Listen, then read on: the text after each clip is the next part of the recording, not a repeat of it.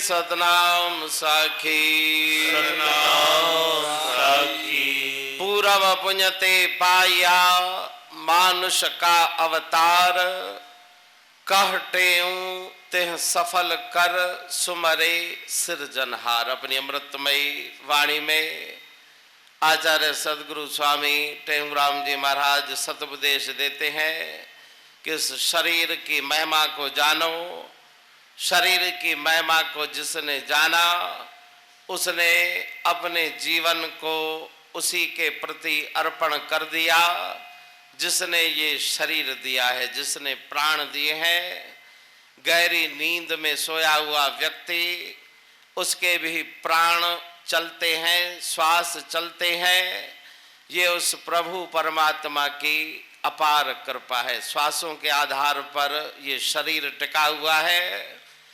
बाहर गया हुआ श्वास अगर वापस न लौटे तो इस शरीर का सारा खेल खत्म है। जितना भी पसारा देखते हैं, जितना भी मन के अंदर पसारा बनाया हुआ है, एक क्षण के अंदर वो सब मिट्टी में मिल जाता है, क्योंकि इस शरीर को मिट्टी का महल कहा गया है और इस शरीर में वो प्राण रूपी पंछी है। ईश्वर की, परमात्मा की अपार शक्ति प्रेरणा से श्वासों का आना और जाना होता है। शरीर काम करता है, आंखें देखती है, कान सुनते हैं, पांव चलते हैं, हाथों के द्वारा कर्म होते हैं, लेकिन वास्तविक शक्ति उस परमात्मा की है। मनुष्य की शक्ति कुछ भी नहीं। तेरी कृपा के बिना राम,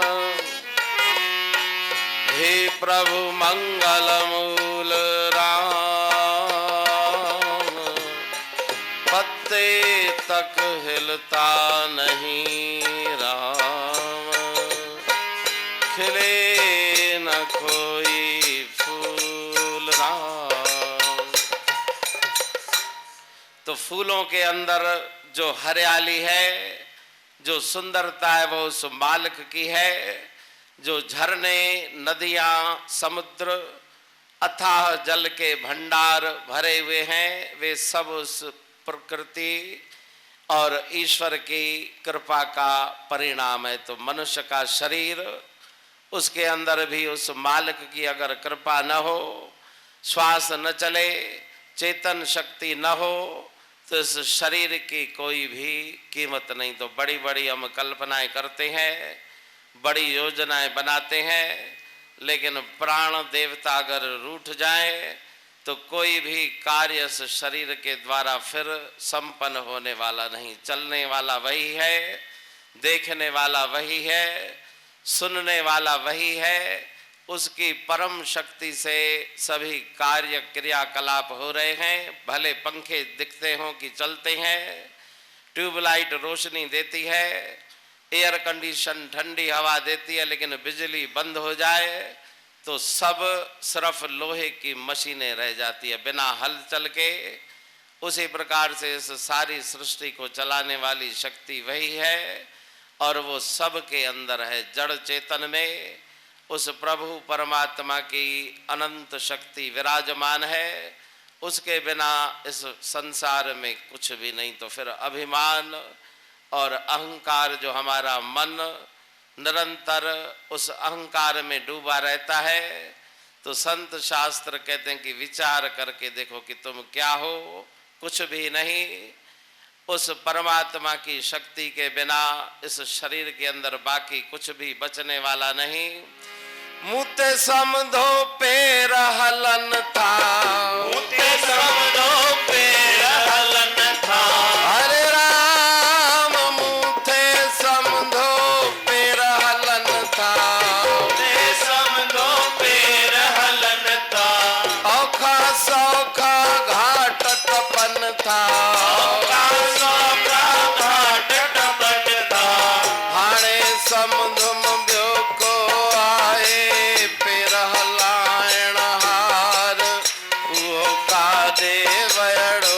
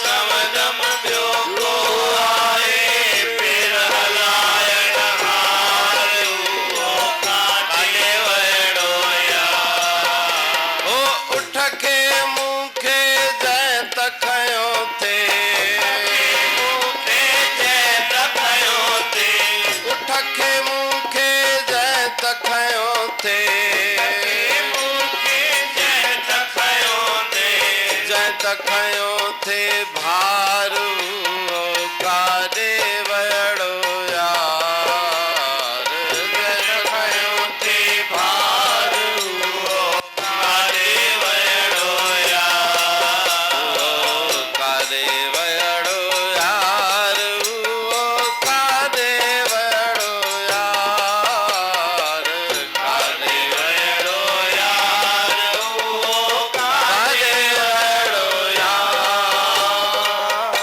तो पठान ऊंट पर बैठकर जा रहा था सामान लेकर। अचानक चलते चलते रास्ते में ऊंट के प्राणों का अंत हो गया, गिर गया।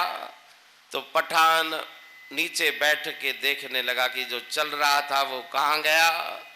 पांव चल रहे थे, महात्मा वहां से जा रहे थे। वो कहने लगे कि तुम समझे नहीं, वो चलाने वाला कोई दूसरा है। मुँहते समझो पैर हलन था, औखा सौखा घाट टपन था। उस परमात्मा की अनंत शक्ति सूक्ष्म रूप से इस शरीर के अंदर रही तो ये ऊंट चलता रहा और उसके जाने के बाद फिर कुछ भी नहीं। विमुखा बांधवा यान्ति धर्मस्तम अनुगच्छति। तो उस शरीर की दशा को जिसने समझ लिया उसने अपने जीवन के प्रत्येक क्षण को सतमार्ग में लगाना प्रारंभ कर दिया।